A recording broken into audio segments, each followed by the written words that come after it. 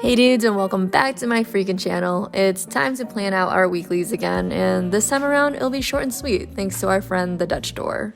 Also, I would just like to apologize now for this weird smoker's rasp thing going on with my voice. I'm not really too sure where she came from, but I will apologize now for her crashing the party.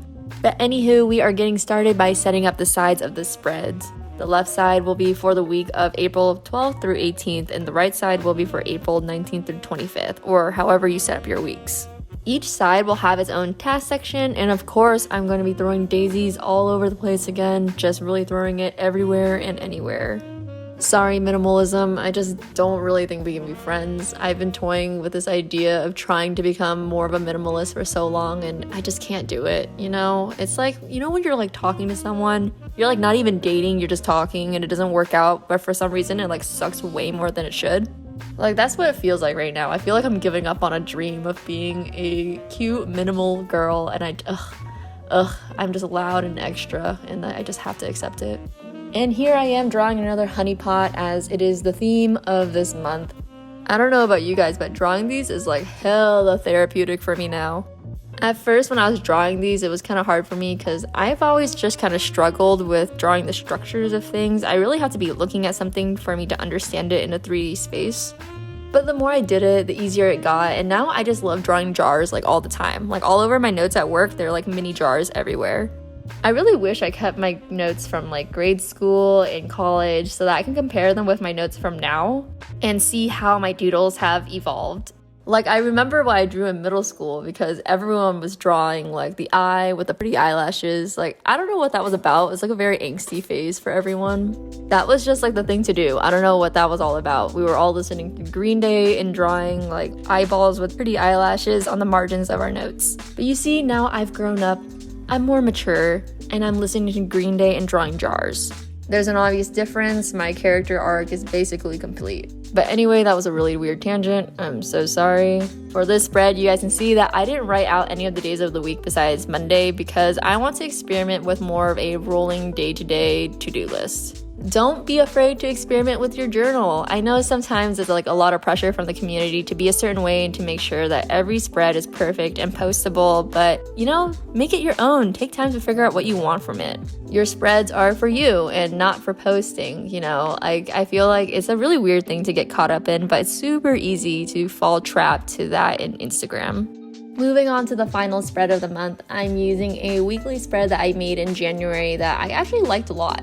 It allows for a lot more flexibility, and I'm going to be needing that at the end of this month.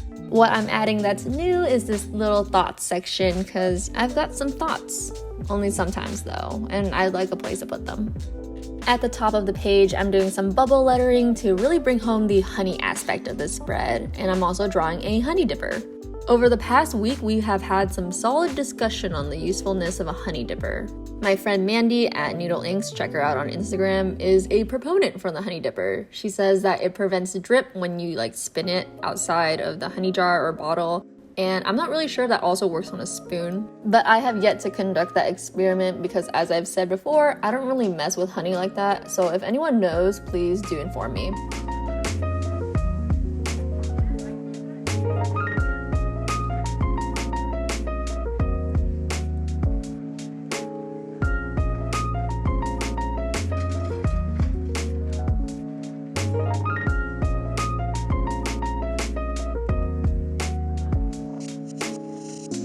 And now I'm going to add the rest of the little doodles to the spread and also add on some washi tape as well as my own washi sticker that is now available on my shop. Link in the description down below if you're trying to help us this out. I'm actually really into my shop right now, creating new sticker sheets and die cuts, and we're actually about to have an update soon, which is super long overdue. I want to start having an update every single month, but lately it's been every 3 months and it's not been good. And here she is, the last honey jar of this month. and actually the only bee of this whole spread. Like, I was very adamant about having no bees in a honey spread because even though I'm like a fan of their work, I'm not a huge fan of bees. I'm allergic to their sting and they just kind of freak me out. Like, I will rescue a bee if I see one on the side and he's suffering and he needs like some kind of help because, you know, he does good for the world, but I'm not trying to be like that close with bees.